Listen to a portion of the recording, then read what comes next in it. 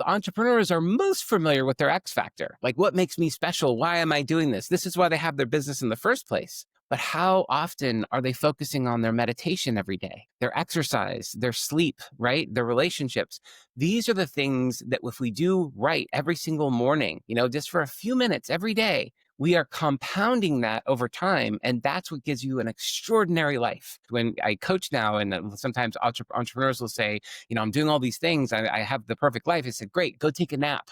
And they're like, what? I said, if you think you have the kind of time management you think you have, then you should be able to go take a nap for an hour. Go do it. Welcome to A Founder's Life, and I'm your host, Leo Gestetner. On this show, we dive into the real stories behind the highs and lows of entrepreneurship and how we pursue a more balanced and meaningful life along the way.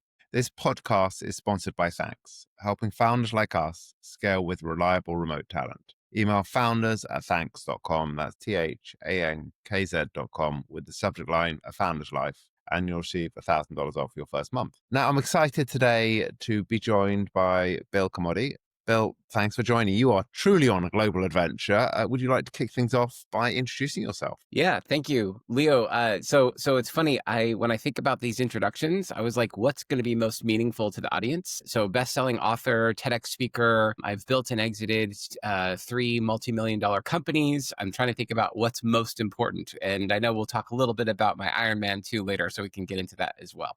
I think what's most important is whatever's most important to you. So it could be, for some people, it's a business achievement. Other people, it's family. Could be Ironman. Could be whatever's most important, but really, or a mix, a balance of all of them. But talk to us a little bit about your work journey. So what you've done, and then a little more about, I would say what you're doing today, but I'm not sure if you are actually working today. I am in the very wonderful position to be financially free. So this very moment, I'm talking to you from Geneva. I'm traveling around the world for a year with my daughter, and I find that to be one of the pleasant results of having built and exited 3 multi-million-dollar companies. And as an entrepreneur, I didn't start out that way. I actually started very humble beginnings. Both my parents were music teachers. My parents were divorced when I was 12. I got into my mind the scarcity concept that I was responsible for raising myself. It wasn't true, but it was absolutely what I believed. So I had 5 different jobs as a 12-year-old, both having newspaper deliveries, as well as subscription services, as well as yard care work, and a whole bunch of odd jobs that I used just to continuously figure out how to build businesses. And I parlayed a lot of that into my first job in 1994, building the very first commercial websites for AT&T, MasterCard, CBS, and Coors Brewing Company while working for Moda Media. And all of that helped me become a focused digital marketer.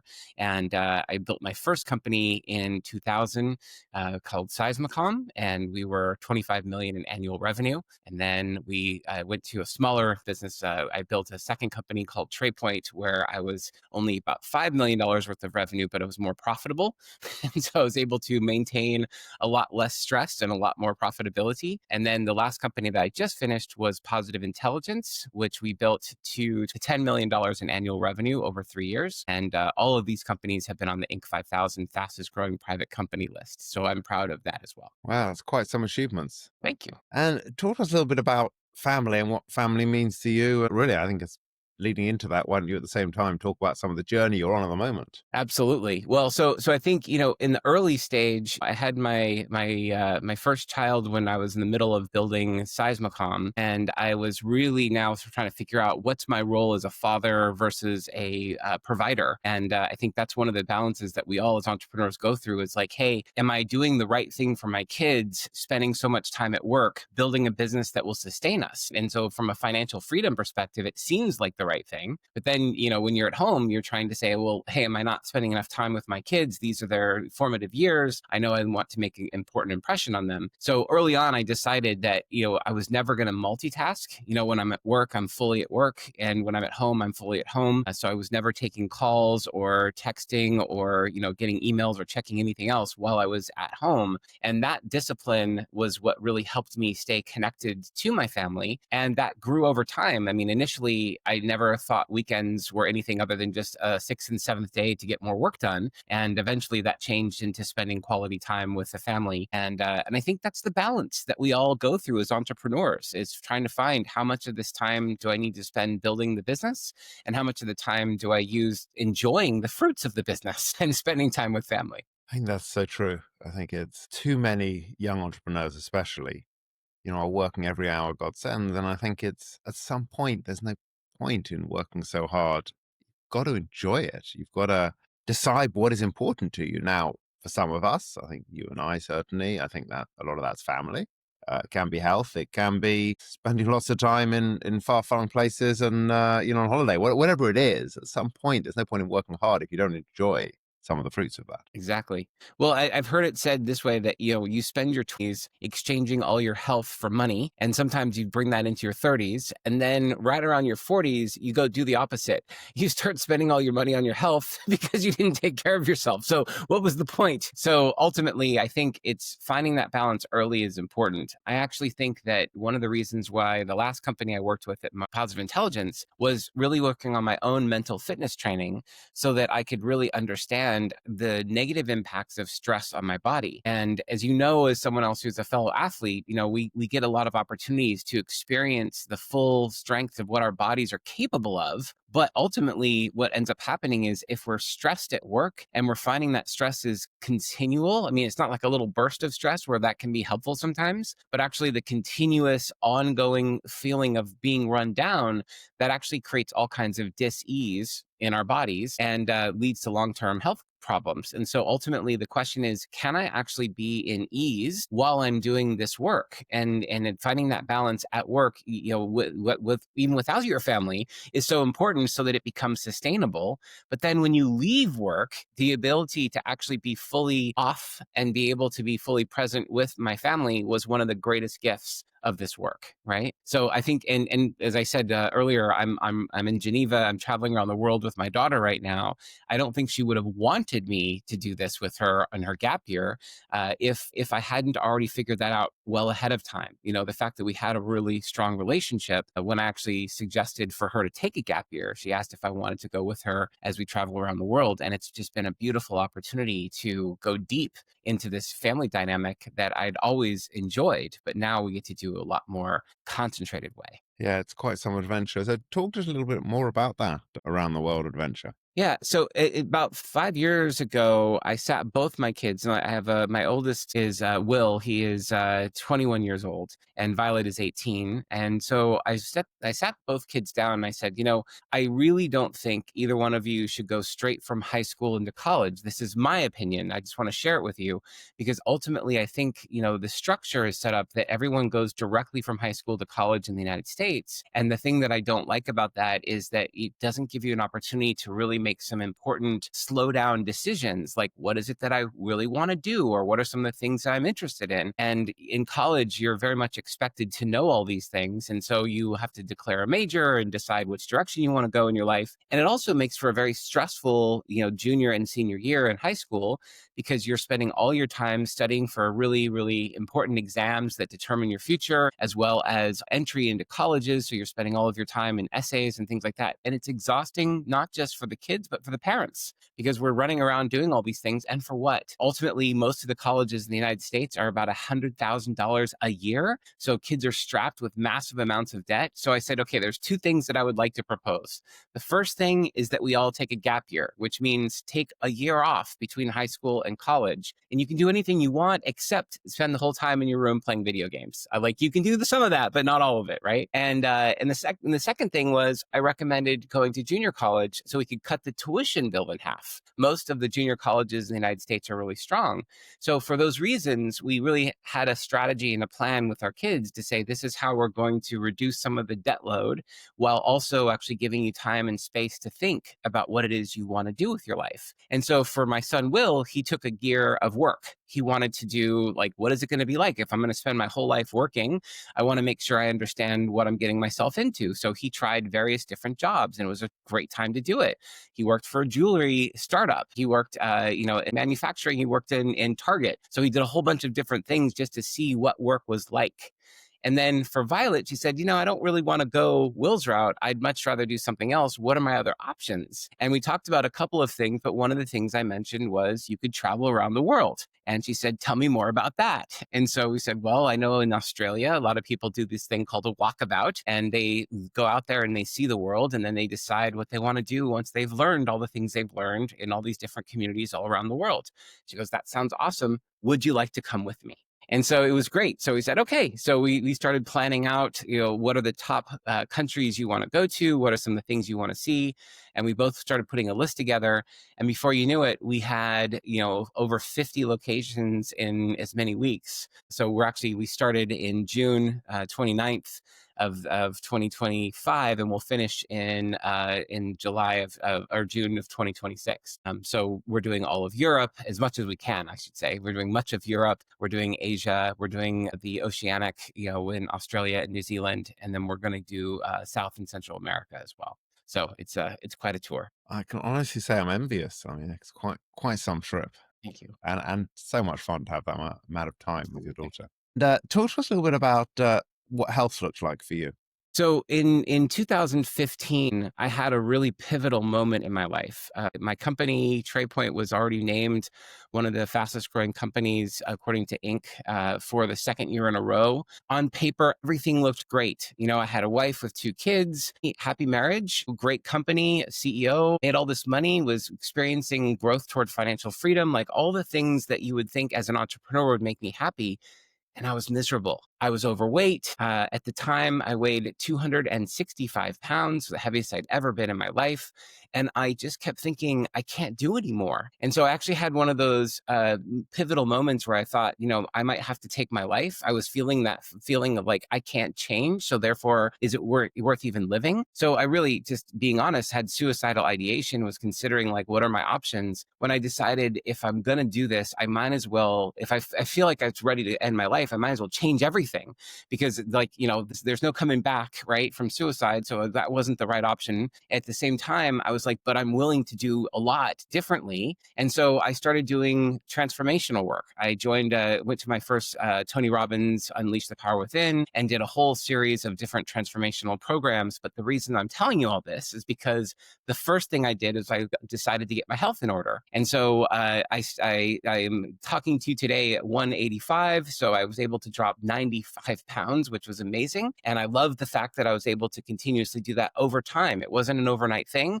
I declared without evidence that I would do my first Ironman, having never run a marathon. And a lot of this stuff sounded crazy, but I knew that if I didn't have specific high-reaching goals to go after, that I would just do more of the same. So I started training, and it was 3 hours a day. I had some incredible support from Siri Lindley, one of the top triathlete coaches, and her wife, Rebecca. And so the two of them helped me actually get ready for 140.6 mile Ironman. And from there, I went from 265 to 205.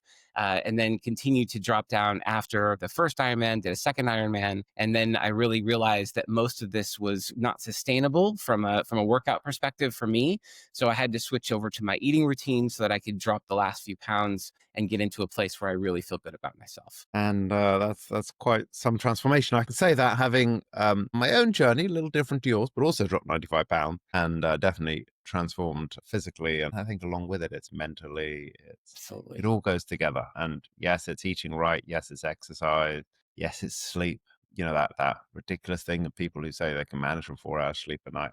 That's just not how the human body works, unless you're a freak, which maybe there are some people who bodies, but that's not the norm. Well, and I'll say that's such an important thing, and thank you for bringing it into here, is that I wasn't sleeping well. And part of that process and that journey was to understand that as an entrepreneur, I thought, hey, if I can get by on 4 or 5 hours of sleep, then I'm getting extra time. And what I realized afterwards is that extra time was loopy. I was not the best version of myself, but it's like an alcoholic. You don't realize that this is affecting you until someone else says something, or you stop for a while and you realize, oh my God, when I have a full 7 or 8 hours of sleep, I'm a different person. And in that different person, I'm so much better. My strategy is better. My thinking is better. My ability to react and get things done is so much better. But the thing is, while you're having 4 or 5 hours of sleep, you think I'm managing, I'm doing great. And look at all this extra time that I have. but the extra time is not efficient. It's not effective. And so ultimately, it's this really interesting balancing act. When I coach now, and sometimes entrepreneurs will say, I'm doing all these things. I have the perfect life. I said, great, go take a nap. And they're like, what? I said, if you think you have the kind of time management you think you have, then you should be able to go take a nap for an hour. Go do it. And they're like, I can't do that. I can't, all the stress and everything else. It's like they have their time so well, quote unquote, managed that they have no time for themselves. And so the idea here is like, okay, so now let's look at like why sleep hygiene is so important and what kind of impact you'll have and what can you do to get to bed by 10 p.m. so that you can get up at 5 and feel good, work out, have a great, wonderful day and a great morning, but have a full 7 or 8 hours of sleep. And once people do that, they never go back. But that first convincing is hard because we are trained that like less sleep is good and it's like part of the culture. And it's like, okay, if you're not sleeping, you're doing a good thing. No, you're not. It's just a lie. Yeah, I think you're so right. The body and the mind needs to heal. But I think the parallel to that is, in America, there's this, you get I talk about this quite a lot, but you get your 10 days off a year, you get your, call it 8 days of public holidays, so 18 days off a year. And people proudly wear a badge that, no, I only took 5 days off last year. That's right.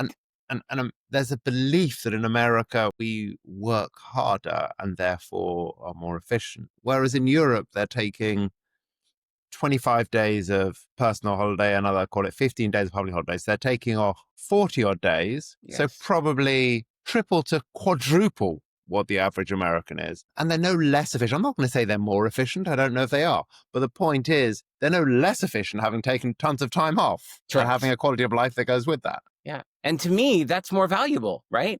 Like the idea is like, if you can be just as effective and just as efficient with less time, being able to produce the kind of outputs that you would if you didn't do that, then that's the better solution. And so it becomes a better challenge to say, okay, let's see, could you take 40 days off in a year and still produce the same quality output or better? And the question is like, oh no, I could never do that. And the reason is why. And it's that relationship with time. And what my very first coach that I ever hired has a book called Time Is Not the Problem, You Are. And it was so good because it was like in your face. It was like, you think time is the problem. It's never the problem. Time is a constant. It's like, how are you dealing with your time? And so if you can't take 40 days off in a year, if you're listening to this and saying, that's impossible, I could never do it, that's the problem, right? It's if you think you can or you think you can't, you're right. That's the Henry Ford quote, right? But it's true. Like, try it. What would it look like if you took a few weeks off in a row and came back so refreshed, so focused, so energized, so ready to take the company into the next level? To me, that's the invitation. It's like, let's do this as a way of actually becoming better and more effective, as opposed to running away and saying, no, I have to spend every waking minute thinking about my business. That's not a life. It's not a great life. Yeah. And I think it's also working out what is right for us, Yes. Meaning, like some people taking time off needs to be a complete and utter switch off, that their mind needs a break. And there's nothing wrong with that. For me, time off looks differently. I take off quite a lot of time, but I'm also working when I'm off. But I'm not working nonstop. Yeah. I can work for, if I'm away with my kids or something, I can do an hour or two's work in the morning, an hour or two's work in the evening. So I can get in a good half a day's work even when I'm on holiday and actually be completely present for them in between.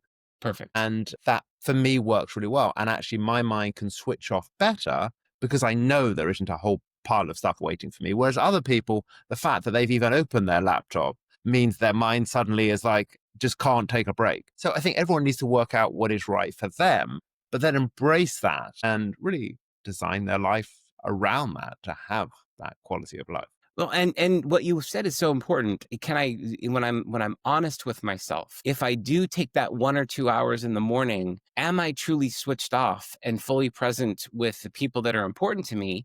Or am I still thinking about it the whole time? And like I'm physically present, but mentally I'm still back in that 2 hours that I spend in the morning. To me, those are the important questions because it helps really understand, like if you can switch off even just temporarily for a few hours, then you're really focused and you're really present. present and you're in that moment with the people that matter most to you. But if you're actually like physically present, but thinking about work or thinking about something else that's there, you're not really there. And people notice the difference, right? So this becomes really important to say, hey, being honest, am I the type of person that if I even look at a single email in the morning, I'll be thinking about it all day? If that's you, then don't look at the email. Right. But if you can like, no, if I look at that email and I can put it aside, I can say yes or no, or make a decision and then it's done, then I'll be more present. Great. But the idea is all of this in the service of being fully present in the moment. If we can be fully present in the moment, whatever you do to get there, do it. So true. And I think, for me, the one of my complete and utter switch offs actually is when I'm out, say, running, especially a longer run, I find it really meditative. It's when you get into it's funny. A really good friend of mine who got me into running a long time ago, and he used to say to me, we'd be out doing these little runs on a Sunday, and he'd say, you feeling it? You in the moment? I'd be like, what are you talking about? I'm like, no, I'm not feeling it. This is hard work. I get it now. I could be out for a 2-hour run and quite happily go for a 3-hour run or go, Yeah. you're just in the zone. Yes. And it's interesting that I often say to my son, who is trying to get into running, and he's doing some, but he'll say, well, it's like his body is just bothering him. He's like, he'll do like a 2-mile run and he's just not enjoying it and therefore will stop. And I say to him, well, the funny thing is I can go for a run and the first 2 or 3 miles, I'm actually feeling things that, my body is complaining at me. Yes. But then I get past that, let's call it 2 mile or 3 miles. And suddenly I can go on for another 20 miles. Like you've moved beyond it. I often look at it as you're oiling the joints. So the body is feeling oiled and is moving, but also your mind stopped thinking about it and you're just in the zone and you Well, can just carry so on going. I want to slow this part down because the transition you're talking about is the key to the whole thing. And so for some people, it might just happen naturally, but for me, it didn't. So I want to be really clear that it's like, if we're talking to your son, we're saying something different, right? Because ultimately those first few miles for everyone is that way, right? But what we focus on is what we feel. And so it becomes an interesting idea of being conscious of when the transition occurs and how it occurs. For me, it was a very conscious decision. For some people, it's automatic. And so I think it's important if you're the type of person where after mile 3, you just automatically get in the zone and you're good to go. Great. Love it. But that's not typical for everyone. So we have to say, okay, so what are the strategies? So as you're going through mile 1, 2, and 3, and you're feeling your body, there's 2 ways to do it. Either you are fully tuned in to what your body is telling you, or you're realizing this is happening. I accept it for what it is, and I'm choosing to put my focus elsewhere. But either way, it's a choice. And most people don't feel they have that choice. So the first thing we have to do is realize, okay, I'm going to feel something in those first few miles. What do I choose? Do I choose to really feel it and say, oh, I feel it exactly in my foot. I can feel my left quad. I can feel my right hip, whatever it is. Like you can start to be really tuned in because as you feel it, it fades and you start to realize, wow, it's not permanent. It's impermanent. So if I really focus on what I'm feeling in my body, I also notice that it's loud initially and then it becomes softer and softer and then it becomes like background noise. It's still there in mile 28, but you just don't listen to it the same level as mile 1 and 2. Now, the opposite is also true, right? I can say, great, I know that all these feelings are happening, but I'm actually going to see, can I feel those feelings and focus elsewhere? Can I begin to think about something that's totally not my body? And if I start to do that, I can get into a different zone for that reason. And either strategy works, but the idea is we're not leaving it to chance. Like, let's try one and then try the other. And which one's better for you? Be deliberate about it and suddenly realize, wow, I have a lot more power over my feelings and my experience than I thought I did. Yeah, I did some work, quite a lot of work with an energy healer, a pretty top energy healer. And one of the things I think he taught me was, you've got that issue and, our natural reaction is, oh, this is really bothering me. And you're like poking it and digging in. And he's like, actually, this sounds strange to some people. I suspect it won't to you. But, if you actually show it some love and you actually, I'm a massive believer and I always actually have been of the power of the mind over the body. And that doesn't mean you can suddenly heal yourself. But a lot of things, if you actually show your body that love, you actually show it some tender rather than shouting at yourself. That goes a long way to healing, certainly sort of more minor issues. Yes. Well, and that's the thing. When you put your attention on something, you're basically saying, I hear you. I experience it. I understand that this shoulder isn't where it would love it to be. So let's just feel like, what can I do? Can I loosen it a little bit? Can I do a separate movement that's going to make it feel a little better? What can I do to help adjust? And from that perspective, just like listening to what your body's telling you and actually do what you can to lessen the pain and the experience, but also know that it's not permanent. Even when I wake up with a sore neck because I slept wrong, the good thing is that in the morning, it's really loud. I can hear it, but I can also do a few exercises and soften the pain. And then eventually halfway through the day, I haven't thought about it in hours. And it's like, oh yeah, it's still kind of there, right? But it's not the same thing when I first woke up and it's like got all my attention. It's great. So, what do you like to do for fun beyond traveling the world? Yeah, I mean, that is a big one. But the thing is that I've been doing martial arts for the last 30 years. I'm a fifth degree black belt. And I really, when you talk about getting in the zone, to me, there's nothing like it when I'm in the studio and I'm working, whether I'm teaching or whether I'm sparring. There's so many places where I lose myself and I'm so focused on what's happening. It really teaches me a level of presence that I don't often find elsewhere. And so I love martial arts. I find it for self-defense, and I stayed for all of the experience of life journeying that I've been doing ever since. That can be philosophy. It can be actually just a technique. It can be sort of how do I actually connect to my studio and to my fellow colleagues that I'm working with together. I love that. And I say that because to me, what's so fun about it is I can do it anywhere, anytime, any place. And it's just like running, as you can take your pair of running shoes and you can do it anytime, anywhere, any place. And it gives you something that you can always focus on, and it feels wonderful. What has been a pivotal moment for you? So, in addition to that 2015, when I'd said enough, another pivotal moment was when I realized that I was in a place of scarcity that I'd started in 12, right? So, at 12 years old, I really had scarcity drive me in terms of building my businesses. And a few years ago, I said, what is enough? And it's a question that I'd never asked myself because, the answer prior to this a few years ago would have been more. There is no such thing as enough. And then I thought, I really need to have a physical answer for this. I need to have a number. I need to know exactly how much enough is so that I don't sort of keep myself on a trajectory where I'm continuously working in perpetuity for the rest of my life. And it's an interesting thing because when I started to look at that, I could see how scarcity was running me. And the shift to abundance was to realize that I already had enough. I was beyond the number that I even had thought about. And more importantly, it was this place where I realized I could continue to do this for the rest of my life, but to what end? And having that question of what does scarcity work look like and what does abundance work look like? Abundance comes from a place of choice. And so that pivotal moment really was understanding how much of my life had been run by scarcity and really making a conscious decision to accept my abundance. Wasn't the abundance wasn't there. It's just, I wasn't accepting it. It was like, no, because I need more. I need more. I need more.